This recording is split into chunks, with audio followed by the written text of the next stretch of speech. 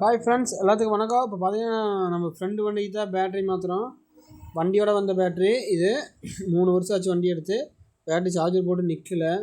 இப்போ நம்ம பார்த்தீங்கன்னா இந்த பேட்ரி தான் மாற்றுறோம். இந்த பேட்ரி பார்த்திங்கன்னா நம்ம எப்படி எடுத்தோமோ அதே மாதிரி வைக்கணும், சரிங்களா?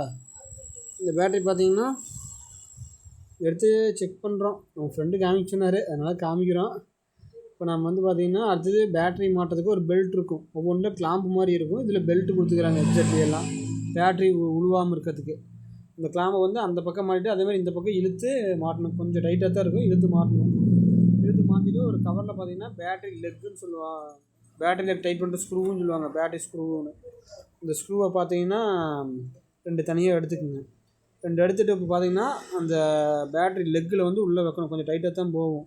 இப்போ நான் வைக்கிறது பார்த்தீங்கன்னா மைனஸ் ஒயரு, பிளாக் கலரில் இருக்குதுங்களா, இது வந்து மைனஸ் ஒயரு. அதுக்கு மேலே ஸ்டார் வாட்டர் இருக்கும் அந்த ஸ்க்ரூவு, அதை போட்டு ஸ்டார் திருப்பி எடுத்து டைட் பண்ணணும். இப்போ வந்து டைட் பண்ணிட்டுக்கிறோம்.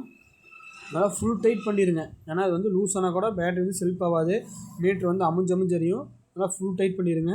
அதே மாதிரி பார்த்திங்கன்னா இந்த பக்கம் எடுத்துட்டோமா, இது வந்து ரெட் கலரு, இது வந்து ப்ளஸ்ஸு, பிளாக் கலர் வந்து மைனஸு, ரெட் கலர் வந்து ப்ளஸ்ஸு. அதே மாதிரி கிளிப்பை உள்ள ஸ்க்ரூ ஒன்று வச்சுட்டு சின்னதாக தான் இருக்கும், கரெக்டாக தள்ளி விட்டு இப்போ அதே மாதிரி அந்த கிளாம்ப் எடுக்கிறோம். ப்ளஸ்ஸோட கிளாம்ப் எடுத்து இந்த ஸ்க்ரூ உள்ளே வச்சு ஸ்டார் திருப்பி எடுத்து டைட் பண்ணுறோம்.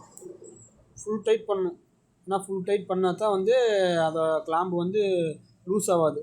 லூஸ் ஆனால் பார்த்தீங்கன்னா என்ன ஆகுனா, லூஸ் ஆனால் உங்களுக்கு வந்து மீட்ரு வந்து அமுஞ்சு எரியும். அதனால் வந்து ஃபுல் டைட் பண்ணிக்கோங்க.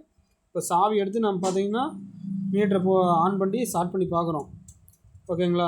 இப்போ நம்ம சாவி போடுறோம், போட்டாச்சு. இப்போ இன்ஜின் ஆன் பண்ணியாச்சு. இப்போ செல்ஃபு போடுறோமா, ஆர்பிஎம் ஏறுது.